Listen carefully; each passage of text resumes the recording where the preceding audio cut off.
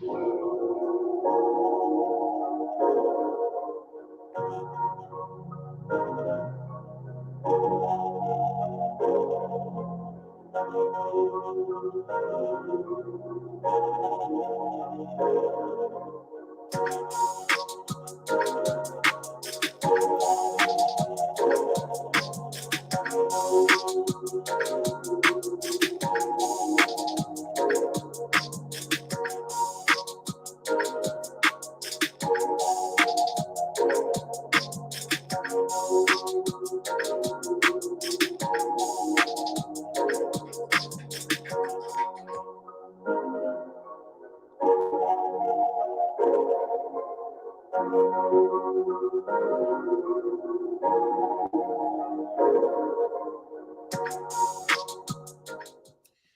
evening, ladies and gentlemen, and welcome to the No Sports Talk Show right here live on StreamYard, Facebook Live, and YouTube Live, man. Appreciate everybody jumping in, giving us some time to talk some good, healthy sports talk as always, man. And look, I'm in the virtual booth, as I always am with my man, Miles T. What's going on, bro? Oh. Yes, sir. Top 10. Hey, Top man. 10. Hey, Number 9, I like it. I like it right now. We should have been here starting the season with, but I'm good with it. I'm good with it for now. Hey, they didn't believe. Mm-hmm. I think y'all a little overrated, but I ain't gonna start yet. Don't start. Y'all still below us. Same y'all in the last year below us, and y'all still below us. I know. Did we end last year, Barry? Yeah, y'all did. You were mad about it, remember? Yeah. Yeah. Mm-hmm. It's all good. Y'all used to being like that, so it ain't nothing new. You know what I mean? I'll let you have it. Yeah, I appreciate that. But look, y'all, we had a crazy weekend of college football. I hope y'all got a chance to lock in and watch these games because it was wild, man. Unexpected results. I mean, I don't ever remember an opening weekend in college football like that. Like, I don't remember one where we've seen upsets like that. I mean, it was 3 upsets, 3 big upsets. Mm-hmm. Really 4. But 3, you seen 3? What was the other? What was the third? On the Northern Illinois over somebody?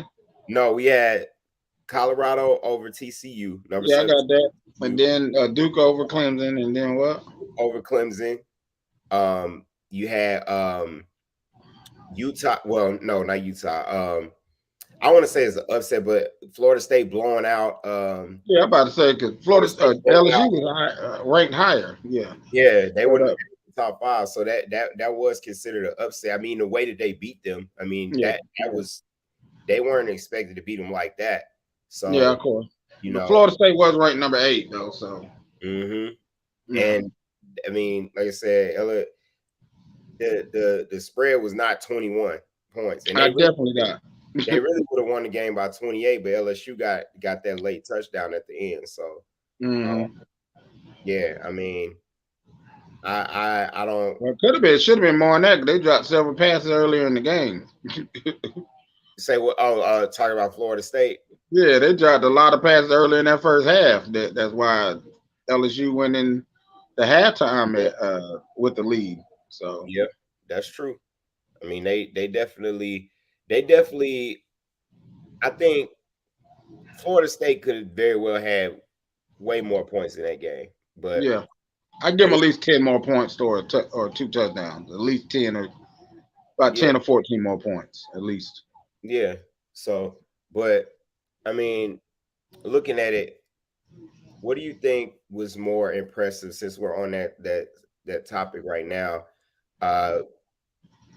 Florida State dominating LSU the way that they did in the second half, or the way that Colorado went on the road and knocked off number 7 TCU, a game that they were underdog in, a heavy underdog in that game. What do you feel like was more impressive from what you saw?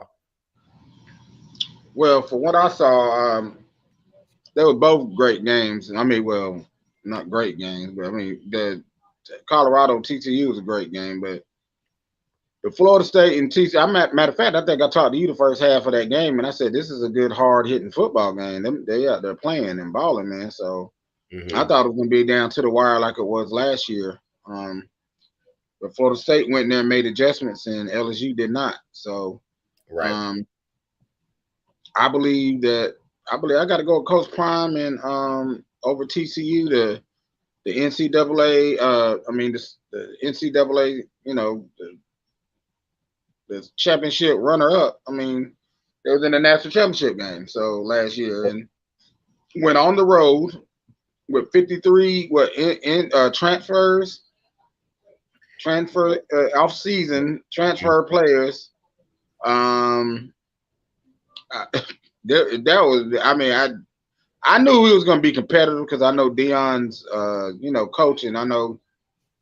I mean, not like personally, but I'm just saying what I've seen at Jackson State.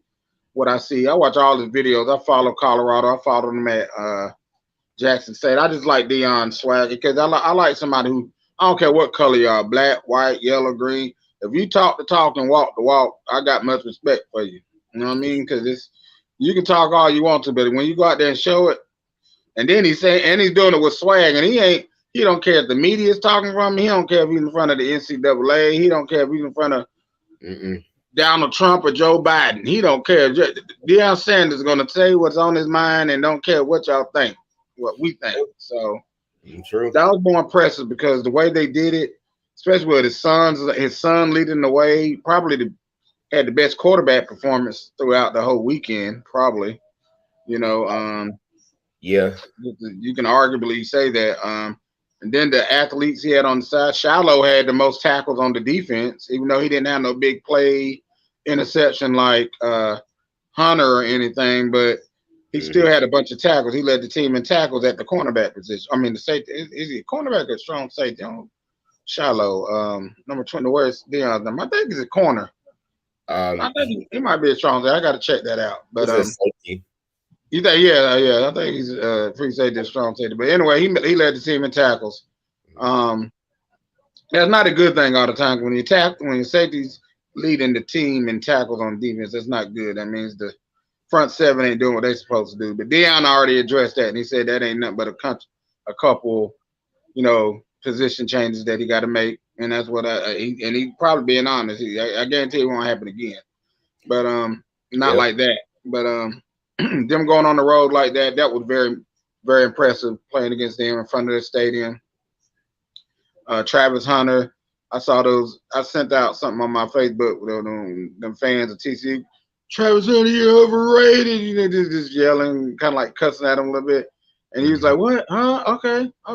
Then he got that interception at the end zone that one time. I was like, I ain't gonna lie to you. That was one of the most impressive interceptions I've seen in my life. The way he came out the other guy and got there right on time. Like that's called ball hawk instincts and knowing where you're out on the field, knowing the personnel, knowing what's going on the other side at the cornerback position too. So that's almost like a middle linebacker job. You know what I mean? But he's knowing it at the cornerback position. So that just shows his skill set and his knowledge of the game.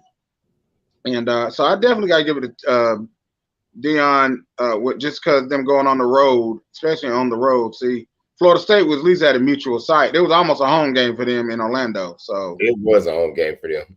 Pretty much. Yeah, pretty much. Yeah, so 100%. I mean, at the end of the day, though, LSU, SEC should be used to that. So that shouldn't even be. But I always said, though, VJ, ever since I told you, ever since I've known you, when you got all summer to wait to prepare for somebody, it's different. Yeah. Because Florida State knew all season long, we playing against LSU. So that means you got 2 months to prepare for LSU. And that's how other teams and other conferences get us in that first game because they're preparing for us. But when you get us week by week, like Texas and Oklahoma, like Texas, they had all. I guarantee you, Texas didn't prepare for their first game. They didn't prepare for that. They did a little bit, but other than that, I don't even remember who Texas played the first game. It was a rinky-dink. But they played Rice. Yeah, Rice. Come on, man. They didn't prepare for Rice. They prepared for Alabama all summer long, and it's gonna. That's what happens. I mean, when you the best, you got to prepare for the best, and that's why they set these schedules up. That's why they agreed for it at the beginning of the season, so you can have all summer long to do it. That's what I believe. That's just my theory of it. That's why a lot of people. I remember Wisconsin beat LSU about 3 or 4, 5 years ago when you had all prepared because they played at Wisconsin. That's just how the system goes. I mean, I understand it. I would too because this is our time to shine. We get national television. Hey, let's go out here and ball. That's it. Yeah. And Deion them had all season prepared for, TCU. So I got to go with Deion. I'm proud of Deion, man. I'm following. I got 2 teams this season. I got Tennessee and Colorado. That's 2 teams I'm looking at. Of course, we get Tennessee. Oh, definitely. But, I mean, yeah, for me, hands down, I think it's Colorado. I mean, you talk about, like we said, this is a team that wasn't ranked, going on the road, didn't have high expectations for them. I mean, I even was kind of like, I want to see what they have because you just didn't know. You don't know with what they had in the offseason with the transitions and all the changes. You just didn't know. I mean, there were some athletes on the team, obviously, that he brought over from Jackson State, but just to see how they were able to perform and to see like they really do have weapons, to see him coming to this game with no Heisman front runners and to leave out of this game with 2 Heisman people that are in the Heisman watch now, his son, Shedeur Sanders, who threw over 500 yards, and then Travis Hunter, like you already touched on before, just making play after play after play, and not on just one side. On both sides of the ball, yeah. Mm-hmm. He made impressive catches. He made he was a ball hawk, like you said. He was able to sustain that energy the entire game, and it looked like he was ready to play another quarter after the game. He wasn't even tired the way he was on the interview. You know what I'm saying? Yeah, and it's and then you're in Texas. It's hot, like it's I'm really interested to see he's able to sustain that like an entire season. You know what I mean? So that's true. I am interested to see that, but if he continues to do that, and I mean you can hand him, you go ahead and hand him the Heisman because I don't care how many yards Caleb Williams throws for. He could throw for 10,000 yards this year in 60 touchdowns. But Travis Hunter doing it on both sides of the ball, like it ain't nothing like that. Nobody's doing that. That's comparable to Deion playing baseball and football at the same time. You know what I'm saying? Like, that's almost like Charles Woodson back in the days winning the Heisman. Yeah, nobody's doing that stuff, bro. Like nobody's playing both sides of the ball like that. So, just shout out to that. And then they left out of this game. Now they're ranked in the top 25. They're number 22 in the AP poll. So, shout out to Deion, man, and what those guys are doing. And just to hear that the press, him coming in there, he's saying like, "Do you believe now?" He's coming at the reporter was trying to ask him a question. He was like, "No, like." Do you believe? He was like, I read what you wrote in the article. I read everything you had to say. Do you believe? And he's like, look, you don't believe. He's like, I don't even got time to talk to you. Yeah, he said, next question. He didn't give me time. I don't need to answer none of your questions at all. Yeah, next question. And I'll end it with this, man. And I'm pretty sure you saw this too. That post game speech in the locker room where he said, "Oh yeah," when he said, look, we no longer coming. He said, we here. No, he didn't have to say we here. The team said we're here. He said, we coming. And he said, and the team said, he didn't have to finish. They said, we here. Yeah. And I think that might have been before. I can't remember if it was before or after, but I saw. No, he didn't get to finish. I watched it. He didn't get to finish saying, he said, we coming. And then he said, we, and then that's when the team said, we here. Yeah. Before he finished, he even had to say here. I couldn't remember if it was before the game or after the game at that point. No, before the game, but I'm talking about it was after he said during his pregame speech. Yeah, he said we're coming, and then he said we, and then the team finished saying it. We here. Yeah. He said since we here, he said give me my theme music. And I need to correct myself because I said post game and it was actually pregame. So, okay. Yeah, gotcha. But yeah, man, definitely excited to see what they do the rest of the year. And I'm really excited to see, and we'll go on to the next topic, But when USC comes into town, because they get USC at home in Colorado, so that's the game. I mean, they also got to play Oregon, but that USC Colorado game that looks way more intriguing now. Mm-hmm. And Washington too. Now Washington's going to be a problem. Yeah, out of the Pac-12, they're going to be a problem. Washington, USC, and Oregon.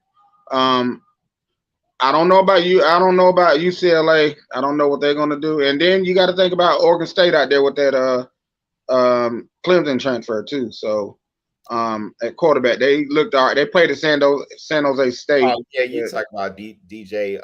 Yeah, I can't pronounce his last name. Yeah. How you say? Yeah. So they got about 5 solid teams down there that can maybe be, and we don't know about UCLA either. Chip Kelly's always going to be around and has something to say, something about maybe an upset here or there. So, yeah, facts. But yeah, man. So, moving on, let's as far as like the top, the new AP rankings go. Do you agree with those new rankings? So I'm just gonna run down the newest ones as of today. You got UGA at 1, Michigan's 2, Alabama moved up to 3, Florida State moved up 4 spots to number 4, Ohio State down 2 to number 5, USC is 6, Penn State 7, Washington 8, Tennessee, y'all moved up 3 spots to number 9. Well deserved. Notre Dame at 10. You got Texas 11 and Utah 12, and I'll stop there. I'm not opposed to this at all. I think that this is solid. I don't see any team that shouldn't be, where they are. I'm still kind of questioning, Penn State being up there, but we'll see though. I mean, I didn't even see Penn State highlights. I didn't even see the highlights. Penn State, I saw a little of them, but I still need to see. I mean, I know everybody, has their big games coming up, but I don't know, man. I just don't know about Penn State just yet. But for now, I'm not. And Ohio State either after they looked against Indiana. Ohio State did not look good at all, bro. And this is what I was telling you before. Everybody was so focused on, Alabama's quarterback problem. Alabama has this quarterback discrepancy. The whole offseason, nobody was talking about Georgia and Ohio State at all. Like, it was 3 teams in the top 4 that had changes at quarterback. But now the focus is like, man, like Ohio State, they don't really look good. And I'm like, you see, Alabama wasn't the only team that was going through a new quarterback. No, I knew that. I knew that. I just don't pay attention to Ohio State. I'm just talking about what everybody else was talking about. I'm like, y'all are acting like they don't know, like they know who their quarterback is. They just named their quarterback. So, I'm not on Ohio State, and I really, based off of what I saw, Michigan beat them again for the 3rd year in a row. They just might, bro, because they got them in Ann Arbor this year too. Mm-hmm. Michigan, I make this rivalry interesting for real. Yeah, especially after all those years, like 6-7 years straight of Ohio State winning. Yeah. Michigan, I think it might have been more than that, but it probably could have been more than that. But hey, Michigan, I definitely want to see that. I want to see what Penn State got though. I think Penn State might can beat Ohio State for what I saw Saturday. No, even though I don't know nothing about Penn State, but who else on Ohio State's schedule that could beat them right now? Who's that? Notre Dame. Notre Dame play Ohio State this year? Okay. Yes. Notre Dame. Listen, Minnesota didn't look that bad either. I know Notre Dame played Navy, bro. I know they did, but they got a dog in running back. I'm not even gonna lie to you. I seen them. Notre Dame. I'm like, okay, these dudes, they got a few dogs on their team now, but they play them in week 4.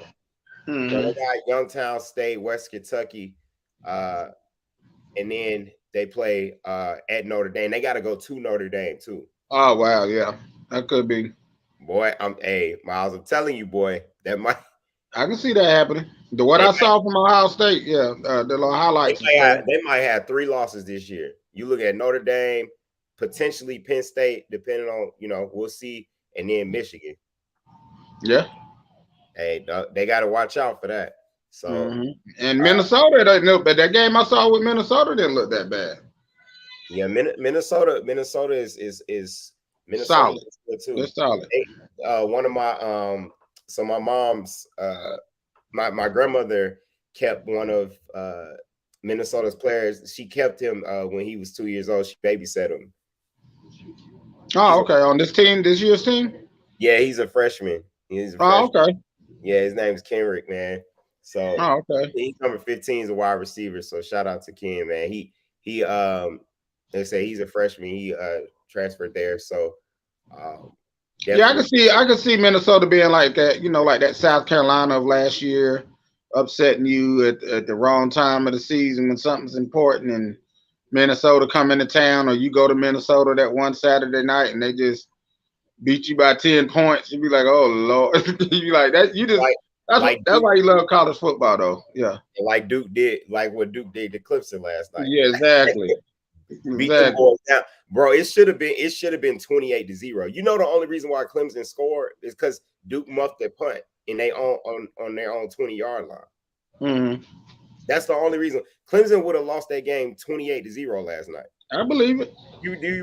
I don't know if people realize that. The only reason why they scored is because they muffed that punt.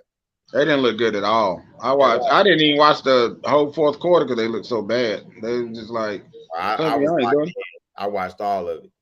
I cut it back. I was watching in between, but I wasn't just sitting there watching every minute of it. After the third, when they got up 21-7, I just saw wasn't doing that. And then when I came back, I left with a little while, went upstairs and spent time with my grandson. Then I came back down, and that's when that number 5 ran that last touchdown off to the right. I was like, oh, that's it. I said, oh, it's over now. It's over now. I said, oh, Clemson, y'all gonna open up the season like this? Yes, sir. And then y'all got Florida State coming on September 23rd. Ooh, y'all gonna be in trouble. Yes, trouble. Oh, what up, Justin? My boy Justin said roll tide. That's what I'm talking about, boy. Okay. Roll all tide. Right. Well, you had to roll this weekend. Oh yeah, we rolling, bro. We rolling. I hope so. Yeah, home. Text coming in, we rolling. But let's shift gears, man. Talk NFL. Because I know we didn't get a chance to touch on this over the past week or so.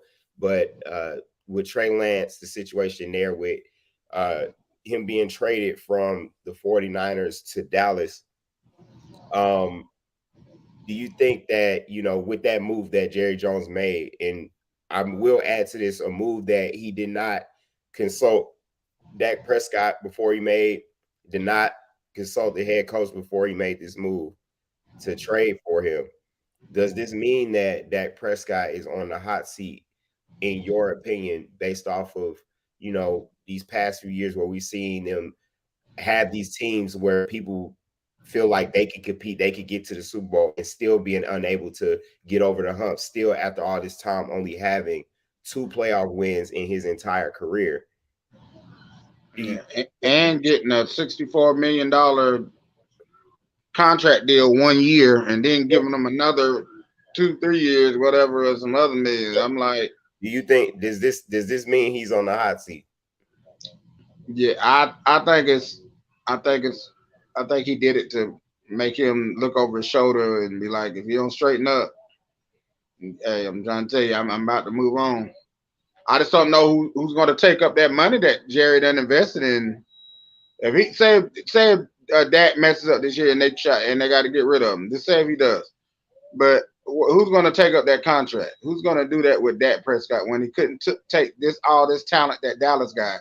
Mm-mm. Who's going to believe in him to take their team to the promised land? You know what I mean? Nobody. He'll be a backup in Kansas City. Andy Reid. Andy Reid. Yeah. Andy Reid, the only person that'll pick somebody up or Philly or something like that behind Jalen Hurd or something. Not Jalen Hurd, but Jalen. Yeah, your boy. So something like that. He'll be a backup, man. Because ain't nobody gonna put no more money into him. I mean, you can't. Nobody's gonna take over that contract like that. No. Nobody. Exactly. Like you said, he might be a backup behind Trey Lance. But they probably gonna decline. Reconstruct his contract or something. I don't know. Yeah, they're taking on. So the Dallas actually has to pay him the rest of his fully, guaranteed money. Obviously, Yeah, I they're, think they're it's only 2 more years, ain't it? yeah, he's still on his rookie contract, so they got it. He's guaranteed 4. You know what I mean? Yeah. So, Well, he already signed that contract. That's done. I'm saying he's guaranteed. He's guaranteed his money from his 4-year contract, regardless. So, got you. Okay.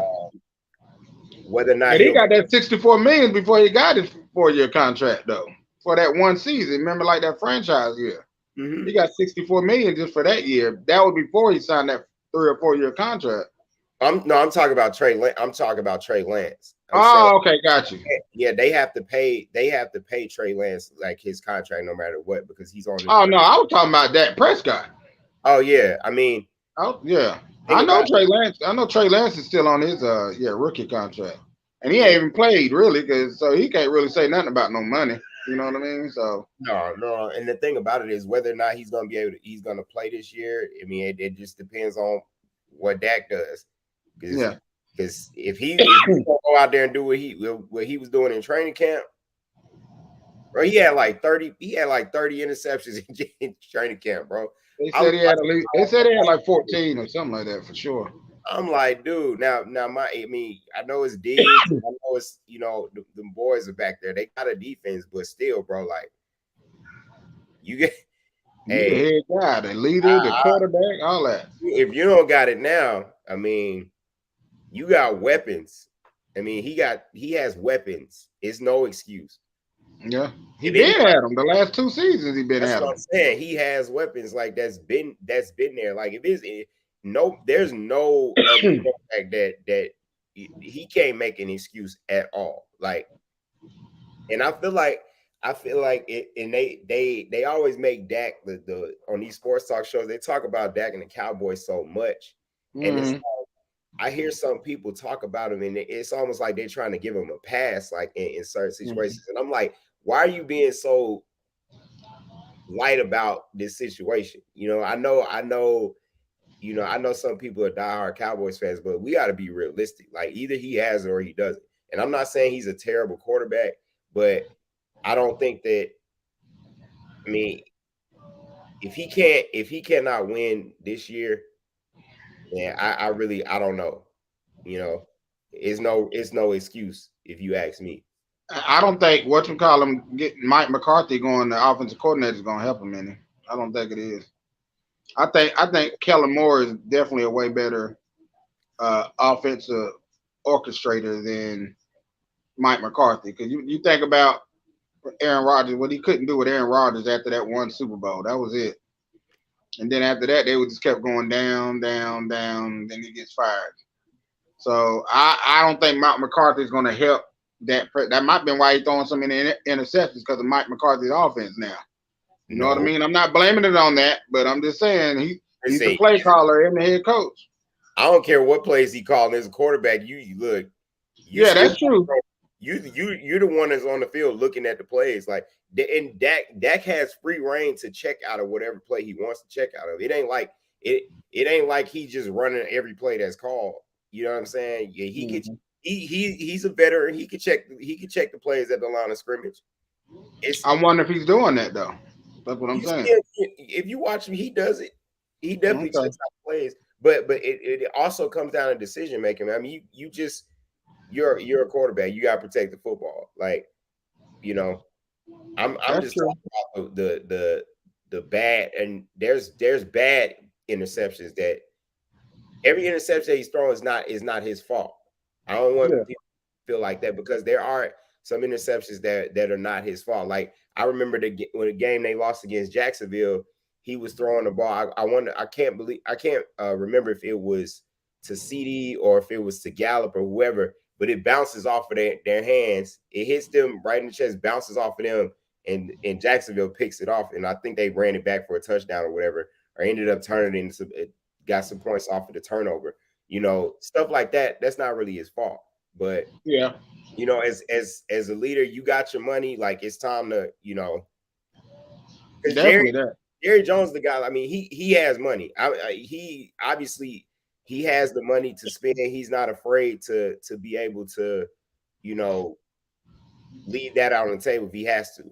He'll take a L when it comes to money. He has plenty of that. So I don't know. It just with him going out there and getting Trey Lance, that just goes to show us that like he wouldn't be afraid to pull the plug if he had to, even even after he paid Dak Prescott. So you know, I don't know. That's just me, but I don't see him being the starting quarterback very long if he's not able to produce this year. So yeah. But yeah, man. So but I know we got the season coming up pretty soon. So really truly this Thursday with the Chiefs and the Lions, and big news there with Travis Kelce. Definitely something that we got to pay attention to because he hyperextended his knee today. Yeah, So I saw that. that's something that would be a huge blow to Kansas City if he has to miss some extended amount of time. I know he's definitely missing the first game of the season, but as far as week 2 and on, who knows? He still has to get X-rays, and they said that they believe his ACL is okay, but you only know after those X-rays. But what are your thoughts on that? And do you have your as far as going into the season, your top 5 teams for this year? Well, Travis Kelce situation, that's definitely a big blow. That could affect. It depends on what they say about if it's ACL or whatever. That could affect the top 5 that I have, of course. And then of course with Joe Burrows too right now. With him and his situation, you don't know exactly what they didn't really specify what it was and how long he'll be out or whatever. So, but as of right now, and that's they could be in the top 5 easily. But I'm gonna go ahead and keep Kansas City in there right now. So they said they at least gonna miss one game, but I can still put Kansas City as a top 5. I'm not gonna put it in order, but I give you the top 5. So I got of course I got the Jets as 1 because of Aaron Rodgers, Dalvin Cook coming in, the defense they got coming back from last year. One of the players even said this defensive team got a chance to be one of the NFL's greats of all history, whatever. I'm like, okay. 85 Bears. I'm like, you need to pump your brakes now. Yeah. You got to do something first now. Do something. Win a playoff game Bears, first. Come on. We got I like the calm down. Yeah. Win a playoff game first. Win the playoff game. And but that so I got the Jets. I got Baltimore. And I got Kansas City. I know Travis Kelce might be, but even this one game, I still think they still got enough talent and enough skill set and a good enough coaching to make adjustments. That's what makes them a great team, one of the top 3 for me. So I'll be Baltimore, Jets, Kansas City. I got to go with Philly. Up there, one of the spots, and then I'm on if without injuries and anything. I'm gonna throw the Dolphins in there with the additions to Jalen Ramsey at the cornerback position. Just the talent they got at the running back and the skill set positions. Their defense is good too. Front 7 is decent, good, but they got probably one of the best defensive backfields in the league. Especially adding Jalen Ramsey now, because they was good last year with it. So those are my top 5 right there, though. Got you. For me, mine is not too different. I mean, as far as I did say Baltimore, didn't I? Yeah, I mean, I got Baltimore in there. I got Buffalo, Kansas City. I got Philadelphia, and for me, I mean, you could say the Jets. I just think with Aaron Rodgers being there with a quarterback, with that defense they had, and Aaron Rodgers and Dalvin Cook added, and the quarterbacks they even got Randall Cobb coming, so they got 2 or 3 receivers there that Aaron Rodgers is familiar with. So I think it's going to be. I don't know. I Now still got. the division's going to make it hard. The division's going to make it hard that he's in. Mm-hmm. Miami and Buffalo in there, and New England. Yeah. So. Yeah. Definitely going to make it hard. I mean, I can see that. I mean, I could also, look at San Francisco too. Yeah. So I don't know about Purdy yet, though. I don't know about Purdy. I don't know about him yet. They gonna let Trey Lance and Garoppolo go, bro. Hey, as long as it's really and truly for me, if Debo can stay healthy and Christian McCaffrey, which we don't know because that's a huge question mark every year.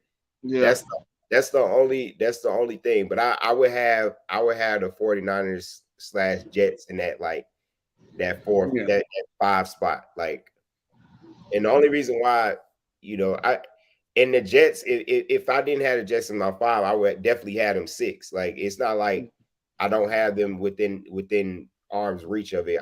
It looks great on paper. I just on paper, yeah, they definitely. Like I said, I can't really disagree with them being in the top 5. Like I said, for me, it could go Niners, Jets, right there. And my other one would be Cincinnati with a healthy Joe Burrow going into the season. That would be my Jet. My Jet / Cincinnati. Yeah. Mm-hmm. Yeah, I still think Cincinnati. I mean, I don't know how long Joe Burrow's going to miss, but they're definitely one of the top 5 teams. But like you said, without knowing his status, it's hard to really put them right there at the moment. But so, but I am interested in the other divisions that are open, to whoever is going to kind of take over there, like the NFC North, the NFC South. With those divisions having a new look to them, those will be interesting to watch. And the AFC is obviously really loaded, so I definitely want to see who comes out there. I want to see what comes out y'all in the NFC North now that the man's gone. That's been keeping everybody else out of it. So not trying to be funny with that, but it's just definitely really somebody else's turn to take over. It's up for grabs now. So is it going to be Minnesota with Jefferson and Cousins and because Rudolph, their tight end, he just retired. He was a big part of their offense that couple of last 3 or 4 or 5 years. He just retired, announced it. So we're gonna see, and you really can't count on Kirk Cousins. You really can't count on. He's almost like Matt Ryan 2.0. You can't really. They don't have Dalvin Cook anymore either. Exactly, so. That's what I'm saying. I that's a big question mark, and we don't know what we're gonna get out of Love. It's his first time. It's really wide open. Like Detroit, Love, really, and a lot of people are sold on Detroit, like winning the division. I'm like, I don't know. I know Detroit is nice. They put up points and stuff like that. It's like they also lost like 8 games last year. So let's. I know that they were in every game they played though. They can put up points, but they also have a good amount of players that are suspended for like 6 games because of the gambling. So a lot of people are forgetting that. No, Jameson Williams. I mean, J-Mo is my boy, but he got suspended. He won't be there the first 6 weeks because of the gambling situation. So how are they going to look? And then obviously you got Justin with DJ Moore, and in the offseason moves that Chicago made to see. Want to see how they look now that he has more around him. So I think it's definitely going to be a good battle between the teams in the division A, which is exciting.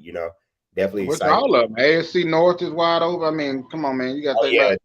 They're talking about it could be all 4 of them going to the playoffs. Yeah. It could be Cleveland. We're sleeping on Cleveland now. They got all the pieces now. Can it come together? That's the thing. Can you put the puzzle together? You got all the pieces of the puzzle, but can you make it? Can we see the whole picture of the puzzle where it gets put together? So but it's there. The pieces are there for sure. Yeah, I think it'll be better this year now that Watson's had a full off season and stuff like that, and been able to really like get into it and get into a rhythm. But definitely interested in Pittsburgh. And Mike what Tomlin's going to always have him in contention of playoffs or something. Never had a losing season, so he's had a winning season every year as a head coach. So, you know, George Pickens is really coming along. They got Deontay Johnson, Pickens, Harris. Yeah, Freiermuth, their tight end. I mean, they got a squad too. So yeah, it's that's a deep division, and definitely interested to see who's gonna come out on top. I do think Baltimore is gonna be able to get a good head start with Cincinnati being, you know, a little down. So, and then like I said, and with the additions that Baltimore done had. Yeah, I mean, you talk about Zay Flowers, you got Odell. You know, if Odell can stay healthy, you know, he's coming off of his injury, so his ACL. So you never know, but I think that they're set up for success for sure. You got Mark Andrews, you got a solid offense, and it'll definitely open up a lot for Lamar. So you always got to respect him as a runner. So yeah. But yeah, man. Yeah, I think definitely gonna be some competitive football this year. So I'm definitely excited about that. And then last but not least, man, I know, you know, obviously the NBA is not really much to talk about as much there, but I know you wanted to touch on the Lakers being interested in Trae Young, which is very interesting topic because, you know, Trae was a guy who's drafted here to be the, you know, new face the franchise wanted to build around. But we know, you know, as that there's been some issues with, you know, the coaching staff and stuff like that, some stuff behind the scenes, you know, one situation where he didn't, you know, show up for the team during one of the games. You know, I think it was a couple of games or one game or something like that last year. And there were some rumors going around. There was some tension in the locker room. So now the Lakers have emerged as a team that are interested in pursuing Trae Young. What are your thoughts about that? Do you think that Atlanta would even consider making that move? And even with that move, you know, what would the Lakers have to include in that? Because we're talking about Trae Young here. This is a guy that was, like I said before, drafted to Atlanta to be the face of the franchise. Well, they didn't even. He was traded here. Initially, it was Luka, and they traded Luka for Trae. So, what are your thoughts about that? I mean, I think it would be crazy if he went to LA. That would be wild. But would the Hawks do it? And if they did do it, what would the Lakers have to give up? What would be their asking price? That's the question I would have. But that's what tricks me out about them even being interested, because they just gave all these. They gave D'Angelo Russell a new deal. They gave Austin Reeves a new deal. They gave Hashimura a new deal. They gave him a huge deal, Austin Reeves. Yes, Austin Reeves, a pretty huge deal. Yeah, 5 years, like $66 million or something, 4 years or something. And he's showing out in USA basketball right now. Austin Reeves is showing out, man. Yeah, they ain't had no business losing to Lithuania though, but but I'm just saying he's doing his part. You know what I mean? Yeah, he's balling. Yeah, so I'm just for an undrafted guy. For an undrafted guy, he's balling. You know, so I wouldn't give up none of it, because the thing is, look how they went over to the Western Conference Championship without even playing a whole season together. So I don't know if I would break that up right now. And then, you know, because Trae Young is going to, you're going to have to at least give up 2 of those, or at least one of those people. And now, if I just got to give up D'Angelo Hall and a couple of draft pick first rounders, not D'Angelo Hall, D'Angelo Russell, I would do that. If all I got to do is D'Angelo Russell, and not like D'Angelo Russell now, don't get me wrong. He got a sweet I would not trade Trae Young for no D'Angelo Russell. I'm sorry. I would. Ain't no way I'm doing that. That boy didn't even. If I had a choice on that, I'd take Trae Young over D'Angelo Russell. That boy didn't even score in the doggone West Conference. He didn't even score. That's what I said. That's what I said. I'd trade. You talking about the Hawks shouldn't take him? Oh. Yeah, no. I was laughing at it because he disappeared. Like he literally just That's what I'm saying. So if I can give up D'Angelo Russell and give up about 2 or 3 first rounders, I do that real quick for Trae Young. But he's going to cost more than that, though. I know he is. Yeah, they'll be crazy. They'll be out of their mind to trade. I wouldn't doubt, but they're crazy for trying to get rid of him now because that's your superstar player. So you know the Hawks do dumb stuff like that. They always get rid of somebody that goes somewhere else to show out. They dumb. They do stuff like that. Man, you know what I'm saying? They always do that. Yeah, they better set up a meeting and talk like some grown men and get that situated, because nobody.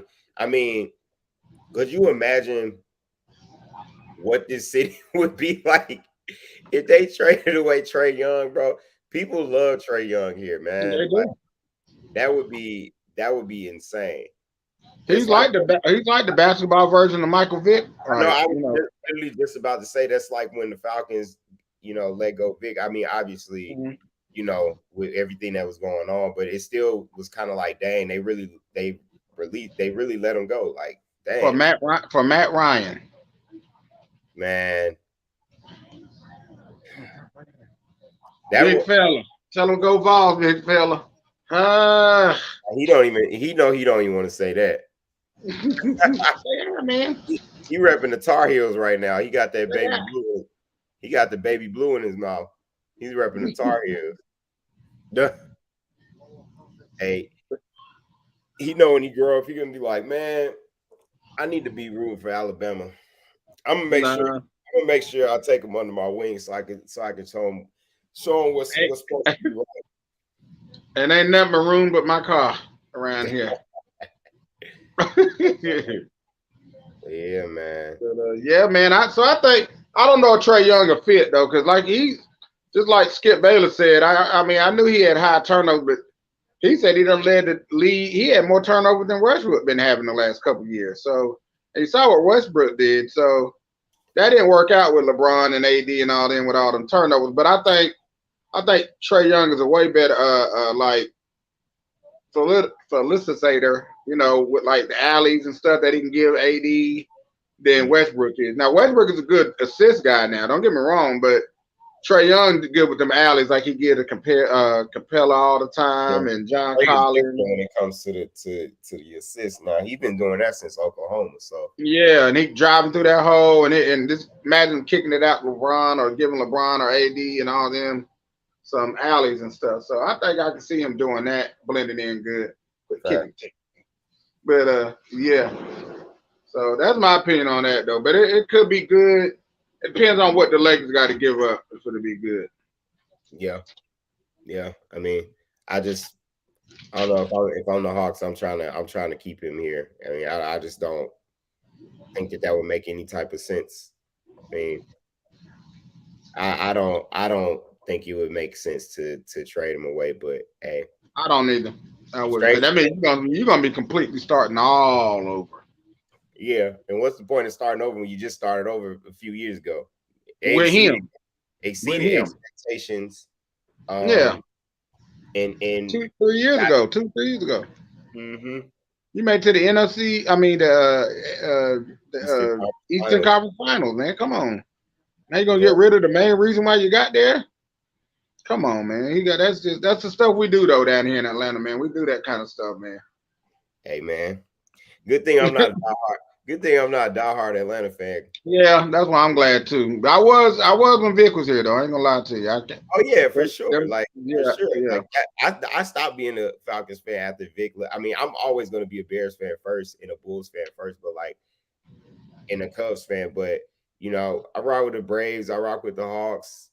I'm not a Falcons fan, but we always Falcons fans, but when Vic left, it was like, I don't. Of course, my boy Julio, came. I was like, I rock with Julio.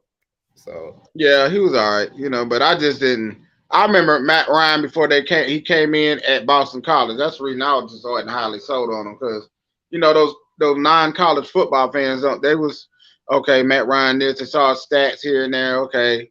But as soon as he played Florida State and Miami and everybody when he was in the ACC with Boston College, they tore his tail up, man. He didn't do nothing.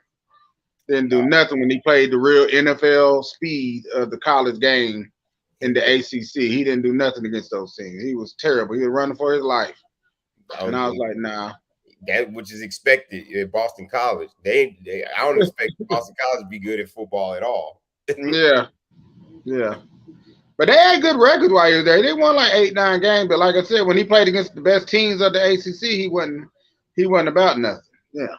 Yeah, I mean they didn't have nothing as far as like that could really seriously compete up against those teams. Yeah, that we already knew what time it was. Yeah. Yeah, man. So we're definitely excited. Oh, yeah, I know we didn't get a chance to do our inspirational segment today, but real quick, I didn't know if you had anything you wanted to say, but I was going to just say something quick while we got a few minutes left here. Yeah, go ahead. Wanted to read this post that I saw.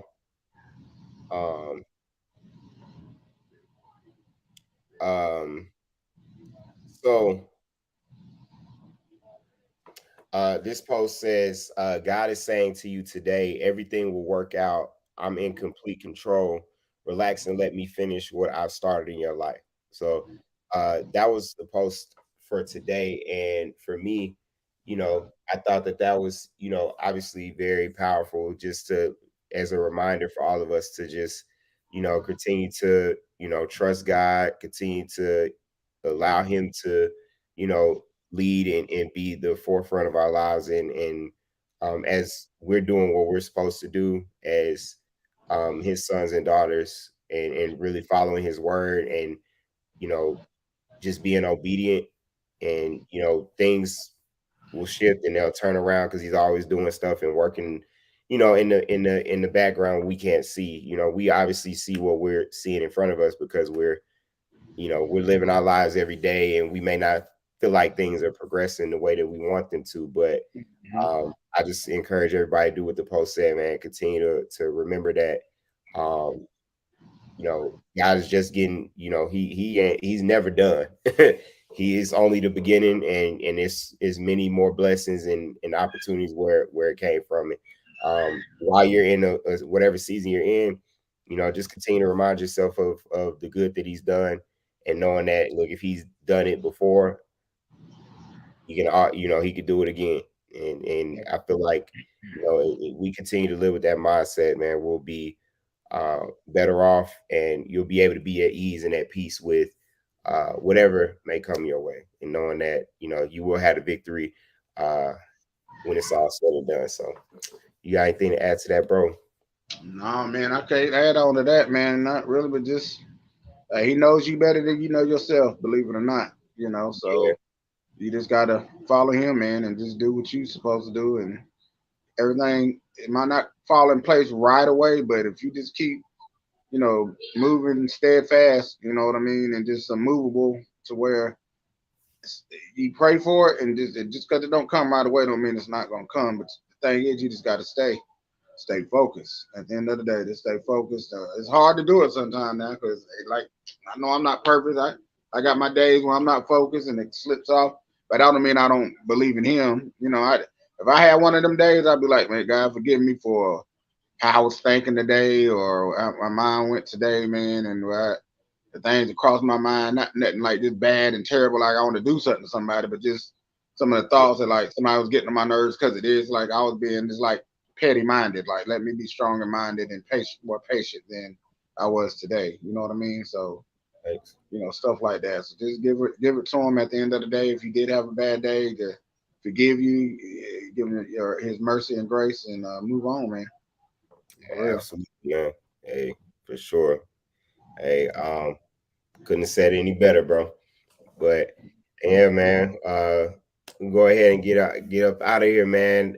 Say our goodbyes, man, to everybody, and then we're gonna sign on off. Yes, sir. Like always, man. Go Vols. And first of all, give the Lord and Savior his due, his thanks for this platform, this opportunity, um, this day, and this time with you, VJ, and this show, man. This opportunity, like I said, this platform. Thanks for Tennessee Vols coming out there, recruiting the strongest arm in the country, Joe Milton, the third, throwing the ball 70 yards off a 3-yard step back drop, 72 yards. Yeah, you got to drink that water on that one, dude. That was beautiful, wasn't it? You got to drink your water on that one because that was 75 yards off a 3-step drop. It's coming. Who is y'all playing? We coming. Who y'all playing? We coming. Y'all coming? Oh no, now y'all coming. Y'all coming. No, we coming. Yeah. Oh, all right. We coming. We coming for the SEC. We coming for that SEC East title because I've seen enough. We're good enough to be. Yeah, I've seen enough. Deion coaching Tennessee now? No. Y'all coming now? Okay. Hey. Go Vols, baby. Yeah.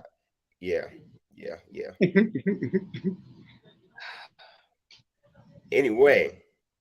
Man, like Miles said, man, thanks to Lord and Savior Jesus Christ, man. We appreciate everybody as always for rocking with us during this time and listening in to healthy sports talk like we always give, man. And excited about this weekend. Got a big weekend in Tuscaloosa.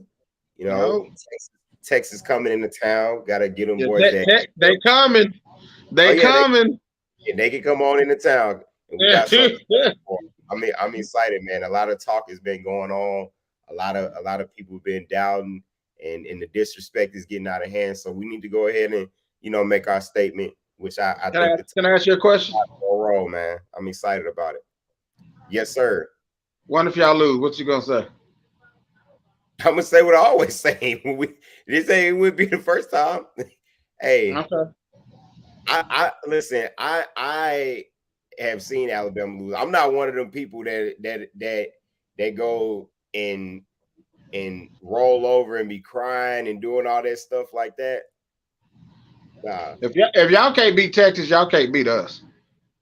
That's not true. That is, because I've seen Texas play. I've seen Texas play. They ain't got nowhere. They ain't got what we got. Everybody's only played one game so far. I understand. I'm just saying. By the time we play y'all, we're gonna be a different team than what we are right now. And we are too. Because if that's the case, when LSU, if you ask me 2 weeks before we play LSU, would they beat us? No. Especially because what was it? Ole Miss came into LSU and beat the brakes off of them boys, and they played us in November and they beat us. It's different. You're gonna be different by the time October, November hit. So, we'll see. But I don't think I don't think that saying you stuttering a little bit. You stuttering a little bit now. I'm not afraid. I'm just saying I don't think that saying that a team losing now wouldn't be able to beat a team later on down the line. I don't agree with that just because it's a different team by that time in the season. You don't know what your team's gonna look like at that point. So I wanted to ask you this question. I know we got to go, but that quarterback for Florida State, was it Travis Johnson? Travis Jones, I think it's Jordan Travis. Jordan Travis. Jordan Travis. Okay, I know it's Travis in there somewhere. Does his style not remind you of Bryce Young? Don't it remind you of Bryce Young the way he plays? If you look at him, really look at him, the way he plays now. Now, I don't think he's as accurate as Bryce Young, but his style, the way he scrambles just enough to try to keep the play open to throw it downfield, not to just run, but he'll run if he have to. He sleep play like Jameis too. When he was at Florida State. Man, I wasn't a big Jameis fan because that dude, he had about 30. After he won the national championship, he threw about 25 interceptions the next season at Florida State. So he carried on into the NFL. Well, I'm talking about their national championship team. He's okay. He's one of those players that like to keep the play alive and stuff too. But I guess but he could run. He could run just fast enough. Yeah. He's like, I mean, I guess you could say that. I don't know. I mean, but Jameis is way bigger than them though. See, the reason I compared it because they're almost identically sized, like 6'1", 215. Him and Bryce Young. Yeah. He's taller than Bryce, I think. Not Travis Jordan, not Travis. I believe he is a little bit taller Yeah, about an inch. Yeah, like 6'1" to 6 foot yeah, or 6 foot. Bryce is still a little smaller than him too. Maybe you talking about frame wise? Yeah, maybe. Yeah, he's a tad bit smaller. I think Jordan Travis is longer. Like I feel like he's longer than Bryce is. But I guess they both they could both throw the deep ball. I mean Jordan Travis is he's nice. So yeah, I mean I'm not saying he's gonna be Heisman like that, but he's in the conversation too now. You never know. If they ball out and play like they've been, I think the Heisman is going to be a lot harder to win a second time for Caleb Williams. I've seen about 5 or 6 of them out there that could be running for it. Yeah, I mean, first game. You got to watch out for Joe Milton too. I'm trying to tell you, I ain't trying to do it because I ain't trying to be biased, but if this man, you are, but no, I'm not. But you gotta. I'm not saying right this second, but I'm just saying he got the chance to jump in the conversation for the teams that we play and the opportunities that we're going to have. So yeah.